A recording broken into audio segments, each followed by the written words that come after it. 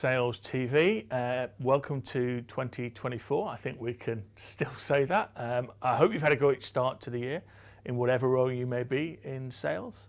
And what I would like to do is to say thank you for your support in Series 1 in 2023. It was great to be on the journey with you. We've got a really fun-packed series coming up with lots of different formats, podcasts that will be coming out and pre-recorded shows, but we're always going to have those two live ones on a Tuesday, one here at Cranfield and then one over in Boston to cover the rest of the globe in the afternoon. I'm on my own today. It's nothing that I've done. Unfortunately, Adam has a family emergency to deal with, so we give him our best. And Alex, well, we've got to be honest, Alex has been asked never to come back to site after stealing the biro pens. So he's online.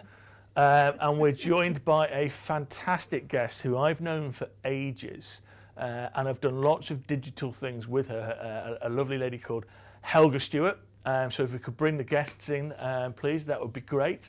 But I only recently met Helga in London physically. It was one of those odd scenarios of having met people for 5 years online. She found out I actually had legs.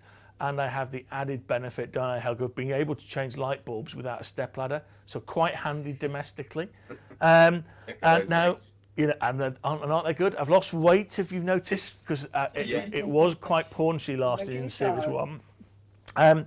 So we do have a challenge though, because Helga is known for being quite introvert, not high on the emotion and not high on the energy levels. So we'll see how it goes, and if we need to step in and kind of give it an extra bit of a lift, we will do. But with that said, Helga, please can you introduce yourself and you know, then we'll come and dive into the topic of passion.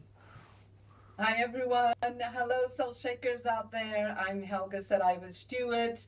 I am founder of Lead Results and Sales Shaker, which is the biggest, the largest event in the Lusophone, the Portuguese community, talking about the innovation and the future in B2B selling.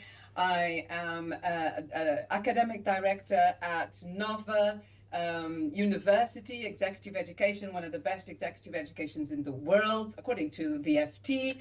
I think we're number 22 at the moment in the world. I mentor startups, and I empower. I do a lot of work with projects with social impact with a company called Capacitat. And I am, of course, a founding fellow at the ISP, which I'm incredibly proud about, and ethical seller. And ethical and actually a board member of the newly formed ISP now. Yeah, well, years coming ahead. Very excited. Exciting indeed. So when we talked in London about actually, you know, your passion, you know, it absolutely about helping people. You mentioned 4 things that you do there, and the common theme through all of them is actually helping people be a better version of themselves, helping people go from one place to another and actually have a great outcome, great economic outcome, great professional outcome.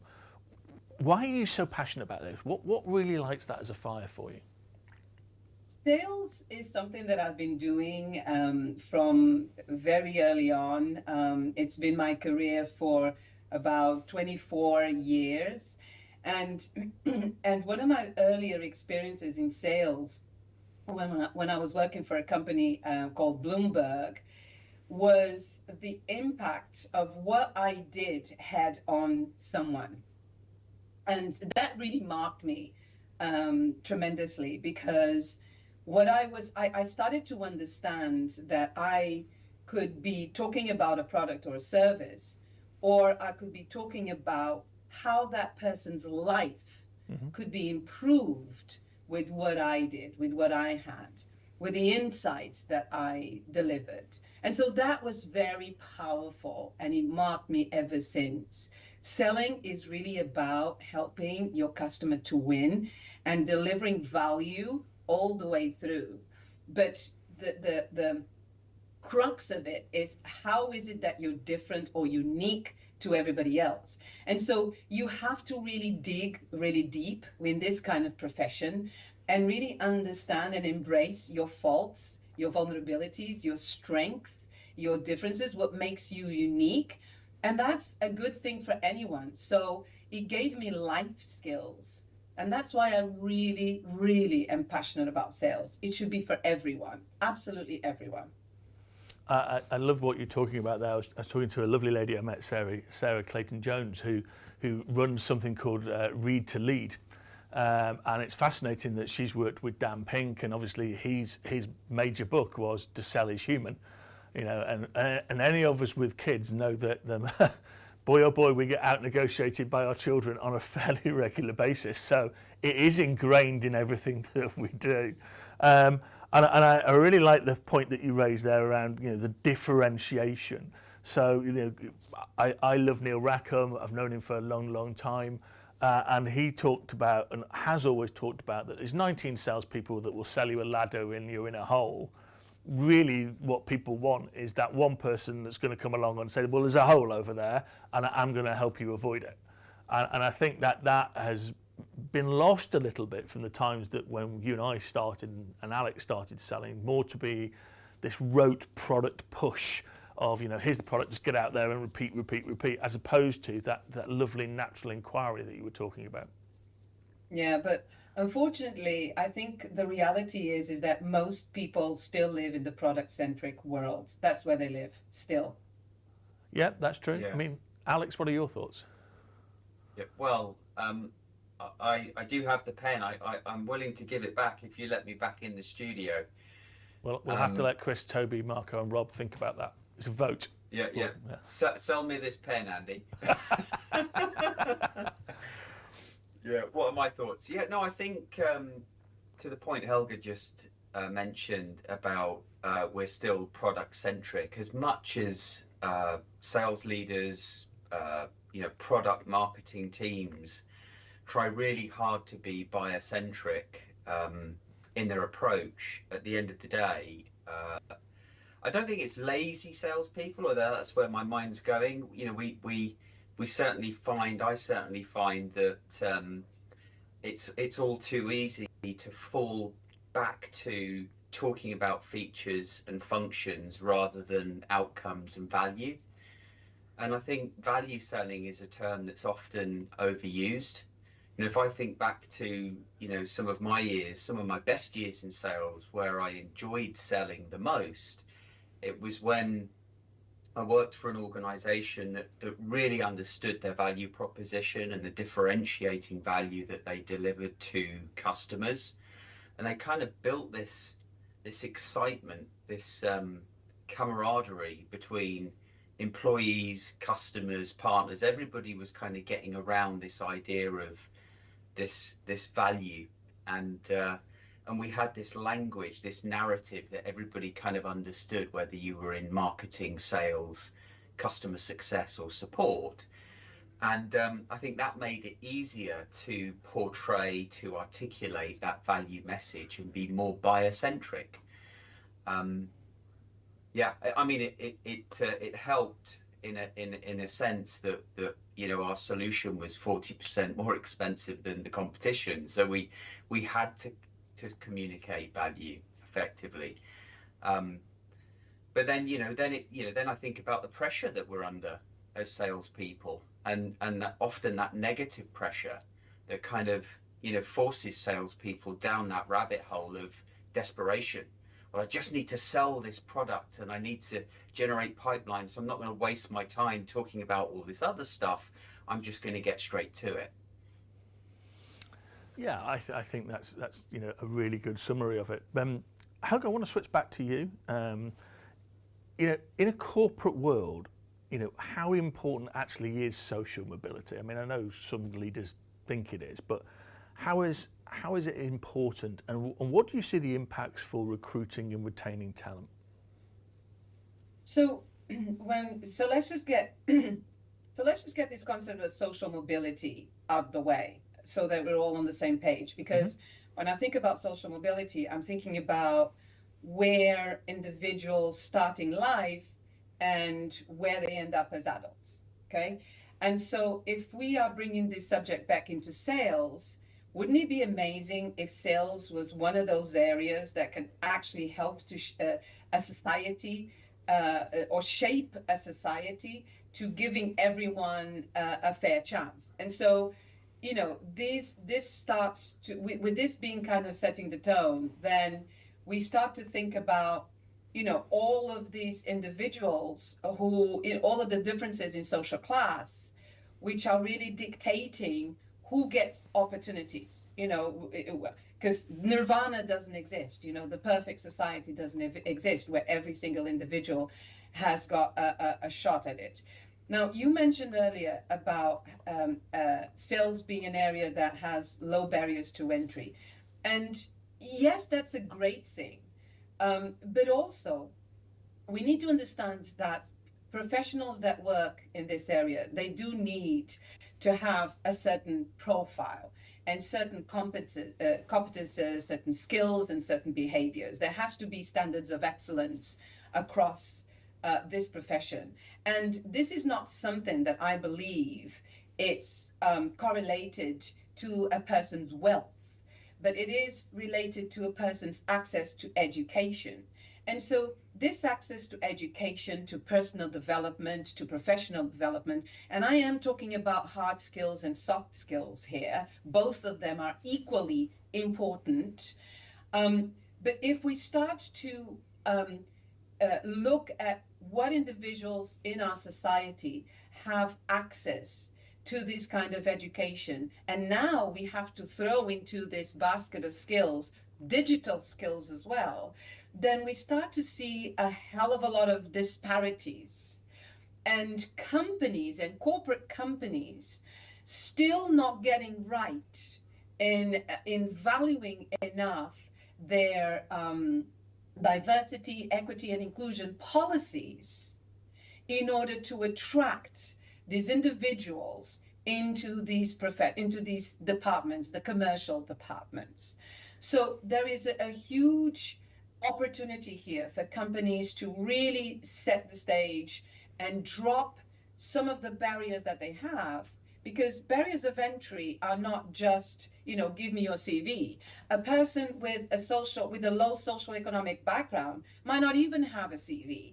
It's very easy to forget or to not even know or realize what kind of conditions people with lower socioeconomic backgrounds have. That is an issue. So what are corporate companies doing to overcome those barriers that really allow people that, for example, don't have degrees necessarily coming into this profession or any profession? I think that's a great segue to a degree into things like apprenticeships, which I don't know about the Portuguese or the Brazilian markets, but in the UK, clearly there is an apprenticeship kind of framework that now encourages employers to go straight to school and attract young people into professions. And I think it's great that now institutions like Middlesex University, but Cranfield University as well, Milton Keynes University. If you go to the US, lots and lots of universities teaching sales to undergraduate level. And I think with the ability back to the UK to bring people into the workplace and use that apprenticeship levy, but put them through education in sales, why they are learning and why they're also earning, means that they are not getting student debt, means that they are straight away going into life at a different rung of the ladder, and actually bringing a very, as you say, different, diverse way of looking at some of the sales problems than some of the more established, and dare I say, slightly more tarded and cynical salespeople that they have. So I think that's really important. On that topic of apprenticeships, I've got a recent experience there, and to Helga's point about vulnerability in sales, I don't mind admitting this, but when I left school at 16, I became a car mechanic, an apprentice car mechanic. I got into sales a few years later, but recently I've been looking into the level 7. Kind of the step towards the masters, and doing a government-backed apprenticeship. But I found that I needed my GCSE maths and English, C and above, which I didn't have when I left school at 16. So that presented another hurdle for me it's potentially a hurdle that I could step over, but I'm already very busy in my job. So is that just something that you get at level 7 with an apprenticeship, or is that throughout the different levels of apprenticeships that you might do in sales? I think it's very much towards the higher levels. There is a requirement to have maths and English to certain levels for all apprenticeships to ensure that fundamentally that the individual is going to benefit from the learning. If they can't actually, because it's all taught in English, they can't actually understand the language, then there's going to be a barrier there. However, that's part of one of the great relationships and things that Helga's taking you on board to do, which is how do we globalize this opportunity and put learning out there to people around the world and remove those barriers. That it doesn't necessarily have to be an apprenticeship. It can be a qualification, and it can be accessed, as Helga said, digitally. And that's as a board member in the ISP, Helga's passion. I know she'll hold the board and the institute accountable to it. But I want to kind of switch back and come into, you mentioned about barriers and inequalities. What are the kind of challenges that you see that may exist that would create those inequalities and discrimination access to an individual being able to improve their social mobility? So you mentioned, and I applaud those institutions and those entities who are really trying to move the needle on this, and you mentioned a few names here, and they're amazing. We cannot forget that individuals with sort of lower social, with more challenging social economic backgrounds, they have less access to money. They have less contacts that help them to promote, upward mobility. They might not even know or have the cultural know-how necessary to even get ahead, whether it be in schools or companies. And so, these are very important factors to take into consideration. Really, money, their family income, their level of education, their parents' occupation, those are all different factors that play onto what can be potential disadvantages on individuals getting not only into corporate cultures, but succeeding in corporate cultures. And very specifically, when I think about these challenges, I think about education. So you have, I'm thinking actually about an entity that I worked with. I did a program for them, and they are one of the largest education groups in Brazil. And one of the scenarios that they face is that, they've got something like 1.5 million students. And one of the biggest challenges that they face is the fact that they have these wonderful programs that are and courses that are for these very people who tend to be in their families the first person to go to university within their family household.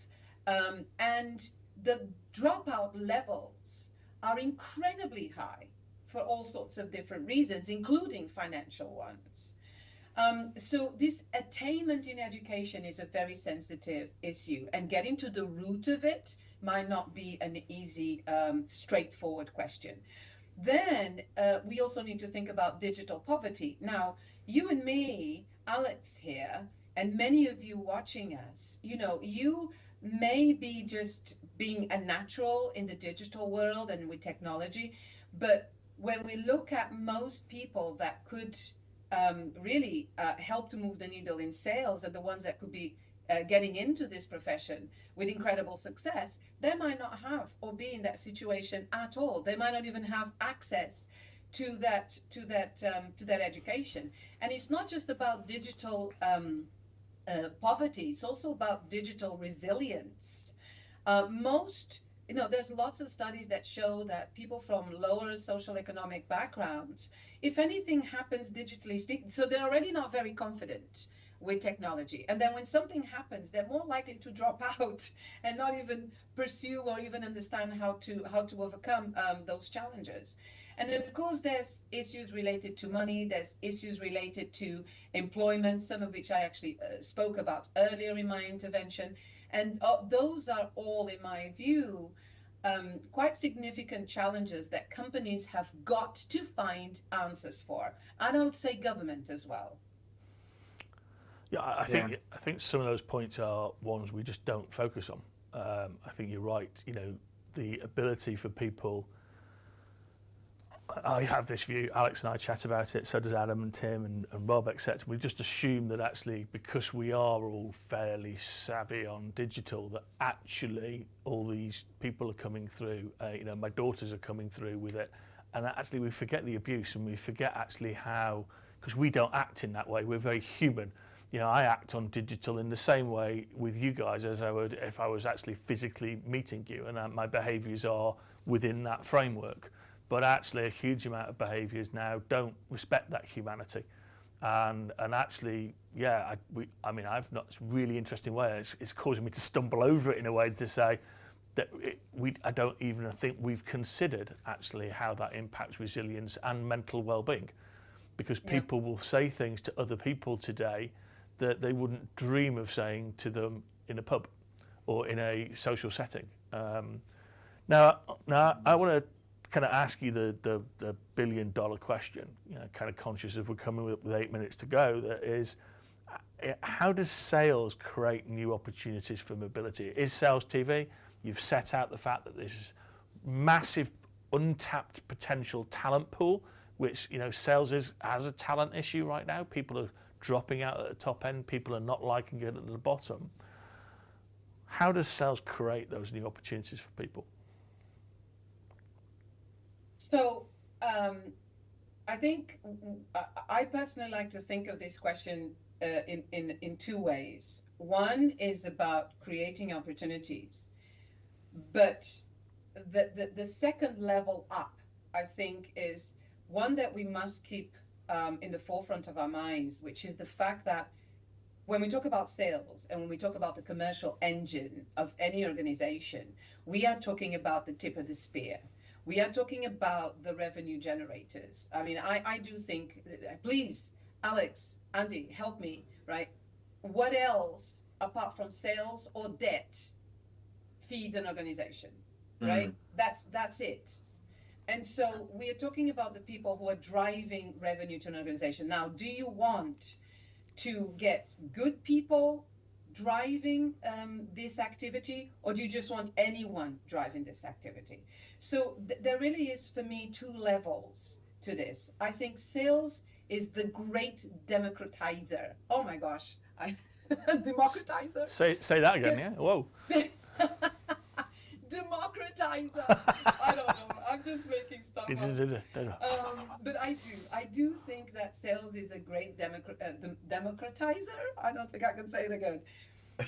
because it is an activity that cuts across every single organization, every single type of organization, and impacts directly how companies contribute or not, to a lesser or bigger extent, to the economic power of a country. Now, I don't think I'm overreacting when I say this, right? I'm not overreacting. So who do we want driving this kind of activity? Do we want ethical people with recognized sales abilities and maturity for the job and for the level of job that they're performing? I'd say yes. Yes, we do. But so companies, in my view, they can start this process by looking at their diversity, equity, and inclusion policies. There's so many different things that they can do. I know that there's companies, for example, that have these empathy workshops where they show their employees what it's like to come from a social economic background that's very challenging. And that kind of empathy, when it's instilled in people, it helps to create much more embracing cultures. You know, the spirit that Alex was talking about.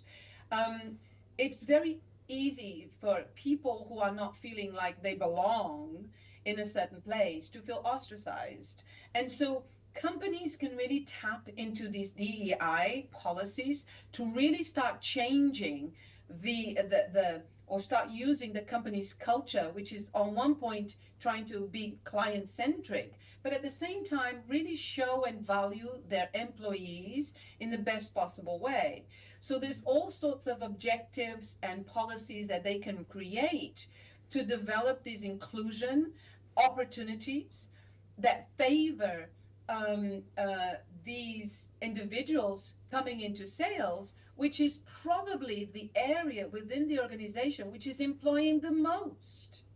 Not only because it probably has the highest rotation rates, but it's always demanding more and more and more hands on deck.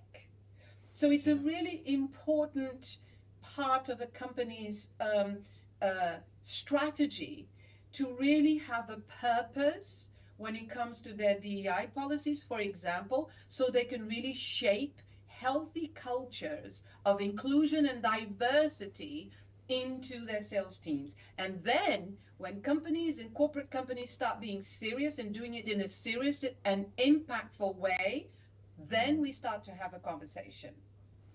Yeah. I think governments really need to do more as well. And,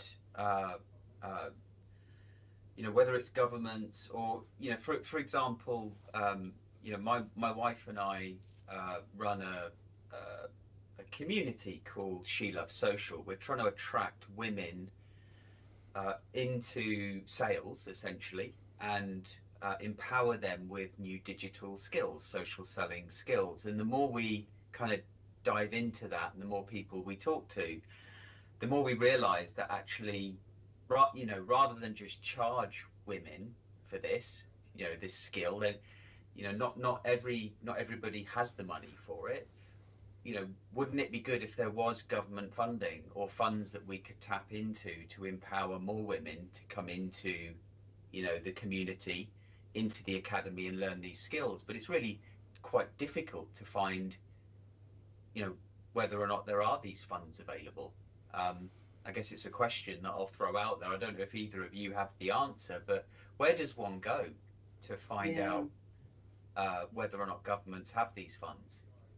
Yeah. It's a difficult minefield to navigate your way through that, Alex. But I think the reality about a lot of things, how do you attract people to that, it's the word sales. Well, I'm hoping in a couple of weeks' time one of the MSc students here will come, because she put out a great post and said, I really never considered sales until actually Javier, Marcus and I had done the sales and key account management modules in the MSc in marketing here. She said, I've never got a completely different view of it. But there's a link back to Helga, what you were saying, which is everyone understands revenue and they can kind of see that in the bigger picture of a company. But the word sales comes with a great stigma. Yeah. And it's actually, how do we say, actually, you're right, sales is the lifeblood of business because it equals revenue. And if someone's buying from you in ever the omni-channel, you're selling via some function or form. And actually then even elevating it up once more to go, this is actually gross domestic product. If you add everybody's revenue up, that's what gross domestic product looks like. Right. And people don't look at it. And I think actually, to Alex, your point is the governments see everything on a retail basis. It's a high street driven economy. Therefore, if shopping is going well, the economy is going well. And it ignores B2B, it ignores kind of B2C in a more traditional setting. So Helga, what I want to do is a follow-up and get you on a podcast. But, we're really excited to hopefully have you back on a fairly regular basis to co-host. Because you've passed the energy level, you've got it just about right, which is brilliant. Unfortunately, we've run out of time, and I know I'm about to get the shepherd's crook. So Helga, thank you so much for all that you do, and looking forward to this Sales TV and ISP in Cranfield and Novo journey with you. Alex, I'll go and ask the guys whether returning the pen's going to get you a pass in future. No. Just had it in the ear. No, from the entire team. Chris, come on. Chris was very clear about that, and so that's really cool. And tune in next week. We've got John Nicholson, who's the head of sales, marketing, and customer service at Royal Mail, and he's going to be able to elaborate on some of these issues, but I know he's going to have some really, really interesting aspects to talk us about. Thank you for the team, Chris, Rob, Marco, Toby, and everybody here at the studios. Thank you for all tuning in, and see you again next week. Bye all.